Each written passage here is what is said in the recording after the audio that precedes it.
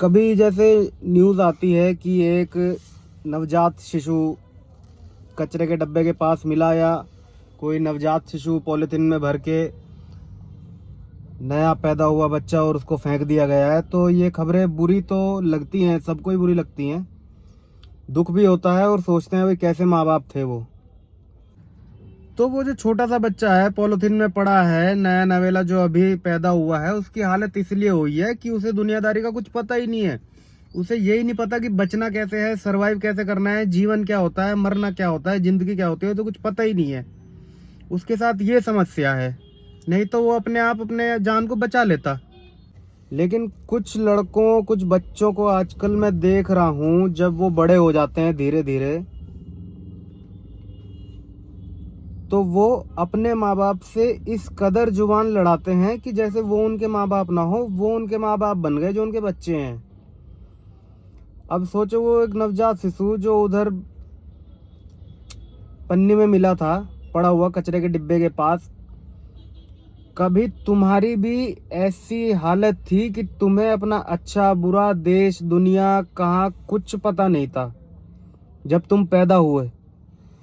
उस सिचुएशन से लेके और आज तुम इतने बड़े हो गए हो, भगवान की दुआ से, माँ बाप की दुआ से, सब अच्छा खासा कमाने भी लगे हो गए, अब तो शादी वादी भी हो गई है और हो सके तुम्हारे भी बच्चे हो गए हों।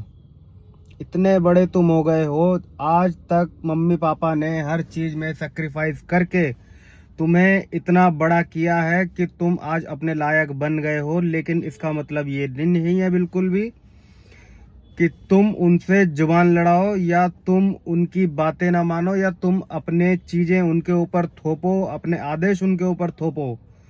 भाई वो तुम्हारे माँ बाप हैं। Try to understand this thing. वो इस दुनिया का कोई अलग आदमी उनकी जगह नहीं ले सकता। इवन भगवान ने भी बोला है, वो भगवान का ही दूसरा रूप है इस धरती पर।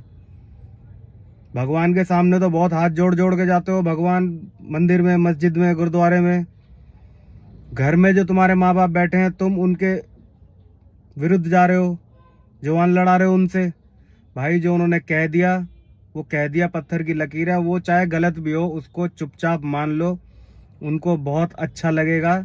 लेकिन मैं आजकल देख रहा हूँ बहुत सारे लड़के, स्पेशली शादी के बाद, ऐसे माँ बाप से अलग हो जाते हैं जैसे उनका कहीं दूर दूर तक उनसे कोई नाता ही ना हो।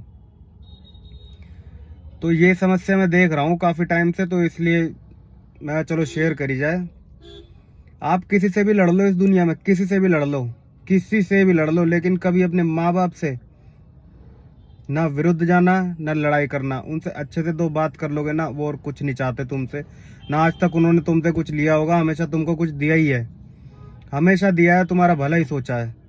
कभी ये नहीं चाहा कि तुम्हारा कुछ बुरा हो जाए, कुछ नुकसान हो जाए। तुम कभी ना कभी सोचोगे। बहुत सारे देखे हैं वृद्धाश्रम जो भरे पड़े हैं, ये लड़के ही हैं, ये बच्चे ही हैं उनके, जो ये वृद्धाश्रम भरे पड़े हैं आज। वो कोई शौक से खुद नहीं जाता। और किसी अनाथ आलय में मेरे को ये बता दो कि माँ बाप जिंदा हैं और वो बच्चा अनाथ आलय में पड़ा है। कोई नहीं मिलेगा, मिल जाए तो कमेंट में बता देना। इज्जत करो, दुनिया आगे तुम्हारी भी इज्जत करेगी, तुम्हारे भी आगे बच्चे होंगे। जैसी आवाज लगाओगे ना, वैसी दोबारा रिटर्न में आती है, कहावत है।